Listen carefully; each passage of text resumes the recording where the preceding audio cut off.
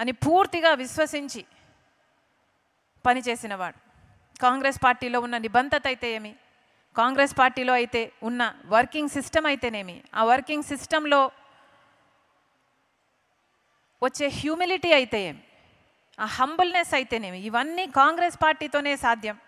Congress party అయితేనే ఇందిరమ్మ దగ్గర నుంచి, రాజీవ్ గాంధీ దగ్గర నుంచి ఎన్నో అద్భుతమైన పేదల కోసం, సంక్షేమం కోసం, అభివృద్ధి కోసం ఆలోచన చేసి దేశాన్ని పైకి తేగలదు అని పూర్తిగా విశ్వసించిన వ్యక్తి రాజశేఖర రెడ్డి గారు.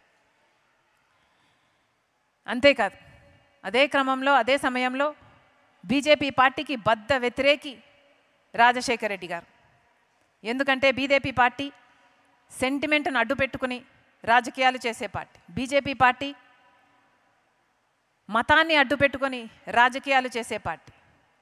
ఒక హిజాబ్ అయినా, ఒక పుల్వామా అయినా, గోద్రా అయినా, మణిపూర్ అయినా, రామ్ మందిర్ అయినా, ఏదైనా ఇదే బీజేపీకి తెలిసిన రాజకీయం. అందుకే బీజేపీ పార్టీకి బద్ధ వ్యతిరేకి రాజశేఖర రెడ్డి గారు. ఈరోజు మళ్ళీ చెప్తున్నాం, రాజశేఖర రెడ్డి గారి వారసులు అని చెప్పుకుంటున్న వాళ్ళు, వారి ఆశయాలను నిలబెడుతున్నామని చెప్పుకుంటున్న వాళ్ళందరికీ అలాంటి బీజేపీ పార్టీతో మీరు తెర వెనుకల పొత్తులు పెట్టుకున్నారు. మీరు ఎలా అవుతారు రాజశేఖర రెడ్డి గారి ఆశయాలను నిలబెట్టిన వాళ్ళు? ఒకసారి ఆలోచన చేసుకోవాలి.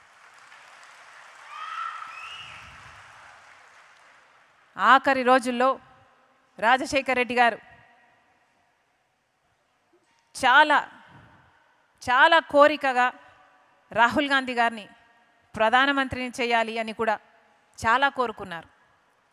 మరి ముఖ్యంగా